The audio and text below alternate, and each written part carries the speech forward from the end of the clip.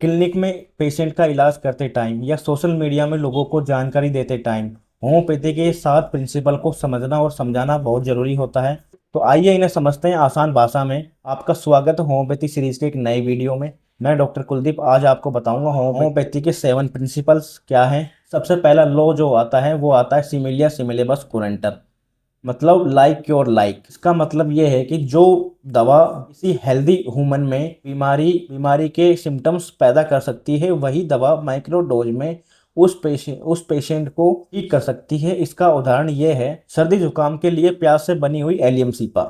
Homeopathy का दूसरा कानून ये है लॉ ऑफ सिंपलेक्स का मतलब होता है सिंगल मेडिसिन का प्रयोग करना। जब भी पेशेंट को देखा जाता है, उसकी इंडिविजुअलाइजेशन किया जाता है, उसकी केस टेकिंग की जाती है, तो उसको माइंड को और बॉडी को ध्यान में रखते हुए एक सिंगल रेमेडी निकाली जाती है।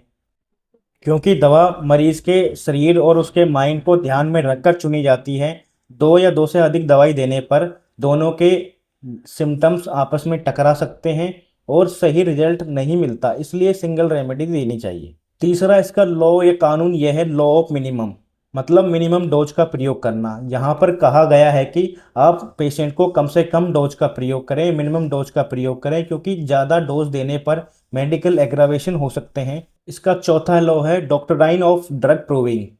इसका मतलब है कि दवाइयों की टेस्टिंग होम्योपैथी में दवाइयों की प्रूविंग हेल्दी ह्यूमन बीइंग पे की जाती है, क्योंकि हेल्दी ह्यूमन बीइंग अपने इमोशन लेवल को बता सकता है, माइंड मेंटल स्टेट को बता सकता है, इसलिए उनके मेंटल और फिजिकल सिम्टम्स को डिटेल से रिकॉर्ड किया जाता है। पांचवा इसका प्रिंसिपल या लॉ यह है वाइटल फोर्स। वाइटल फोर्स एक ऐसी एनर्जी होती है जो हर ह्यूमन बीइंग के अंदर होती है, जिसे हम एक तरीके से इम्यूनिटी भी समझ सकते हैं। यही वो इम्यूनिटी या फिर वाइटल फोर्स होता है जब इंसान का खान पान बिगड़ता है, उसकी लाइफस्टाइल बिगड़ती है, तो यही वाइटल फोर्स धीरे धीरे वीक पड़ने लगता है और इसका आउटवर्ड मैनिफेस्टेशन सिम्टम्स के रूप में होता है, जिसे हम डिजीज कहते हैं। छठा इसका लॉ है डॉक्ट्राइन ऑफ ड्रग डायनामाइजेशन। इसमें जो आता है पोटेंटाइजेशन और सकेशन।